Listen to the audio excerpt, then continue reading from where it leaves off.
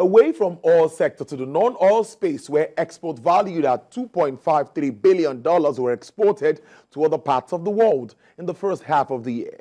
The Nigerian Export Promotion Council says this is a decline compared to the same period last year, owing to the elections held earlier in the year, which affected economic activities. Lara Folayo reports.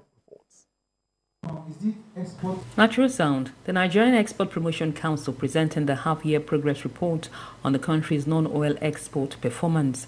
Data shows non-oil exports value dipped by 0.09% to $2.534 billion from the $2.59 billion seen in the same period last year. The Export Promotion Authorities attribute this to the general elections and transition in government earlier in the year, which affected economic activities as well as a change in global economic conditions.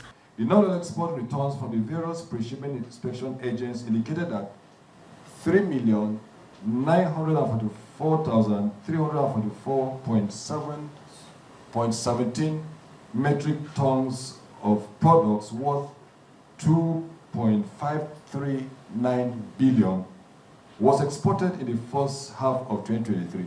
That is from January to June 2023, as against the sum of $2.593 billion for the corresponding period of 2022. 224 product types were exported during the period, to include manufactured, semi-processed, solid minerals and agricultural commodities.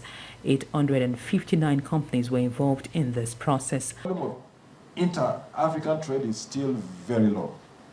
This is glaring considering the fact that no African country make it to the top 15 importers of Nigerian products.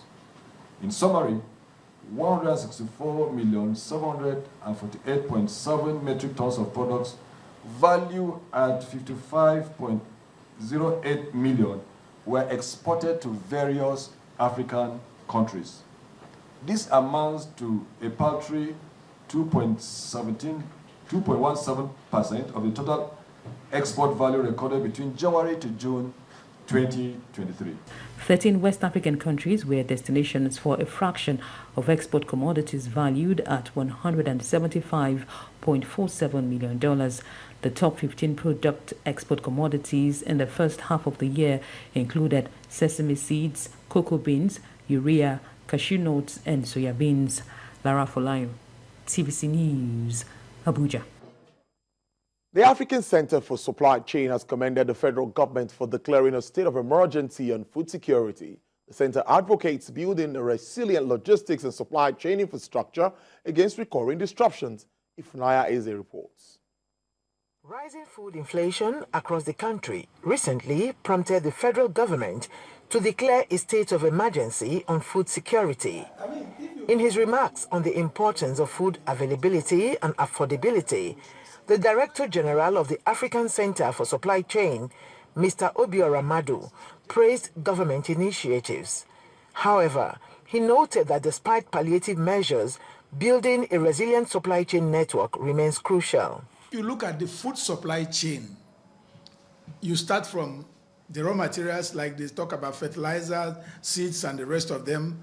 Then the production proper is the farming, where the items are produced. Then, of course, there's the storage component of it. Then, of course, the packaging and distribution at the other end. This is the composition of the food supply chain.